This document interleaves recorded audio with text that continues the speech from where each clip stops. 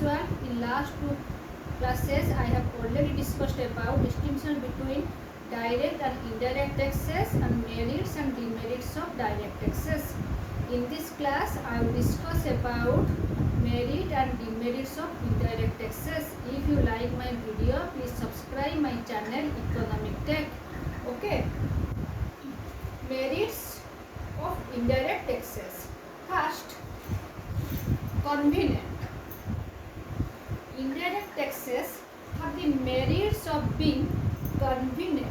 Okay, they are paid in small amounts and at interval instead of in one lump sum.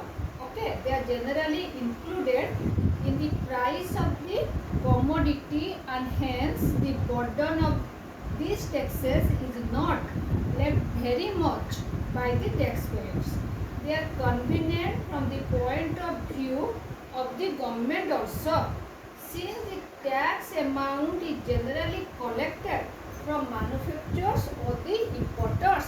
Second, elastic. Okay, indirect taxes can be elastic. That is, the revenue from them can be increased whenever the government may desire to do so, provided that these taxes are imposed on those articles the demand for which is inelastic. However, the principle of elasticity and ability to pay generally conflicts against each other. For instance, if heavy taxes are imposed on articles of common consumption, the demand for them is inelastic. They will fall more heavily on the poor than on the rich. On the other hand, the items of luxuries cannot be taxed heavily as their demand may be elastic. Okay. Third, no evasion. Indirect taxes are generally difficult to be evaded as they are included in the price of the commodity. A person can evade an indirect tax only when if he decides not to purchase the taxed commodity. However, indirect taxes can sometimes be evaded through smuggling and maintaining false amounts. Fourth, can be progressive.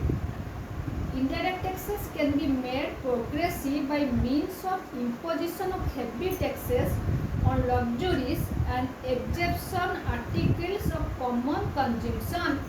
Fifth, wide coverage.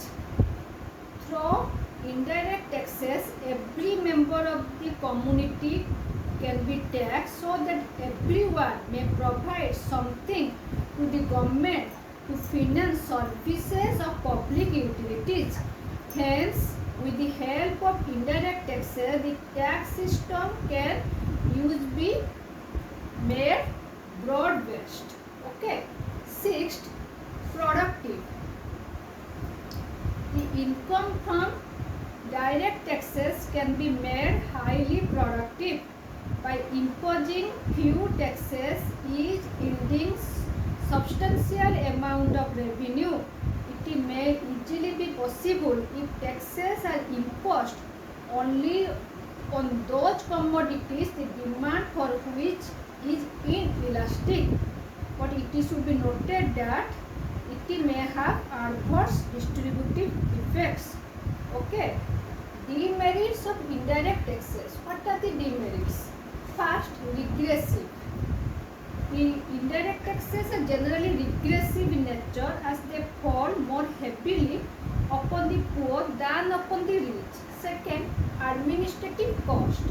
The administrative cost of collecting such taxes is generally heavy because they have to be collected from millions of individuals in small amounts. Therefore, they may be uneconomical. Third, discourage savings. Indirect taxes discourage savings because the indirect taxes are included in prices and therefore people have to spend more on essential commodities, hence they discourage savings.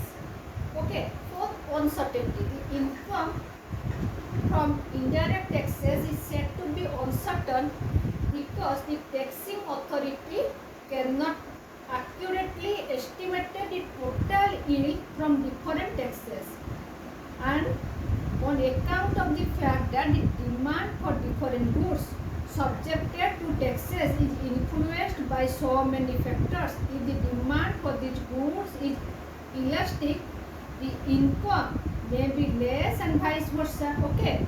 Fifth, no civic consciousness.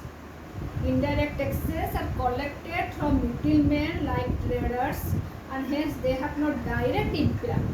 They are also collected in small amount. Hence they are not held very much by the taxpayer and does not arouse civic consciousness. So these are all about merits and demerits of indirect taxes. Thanks for watching.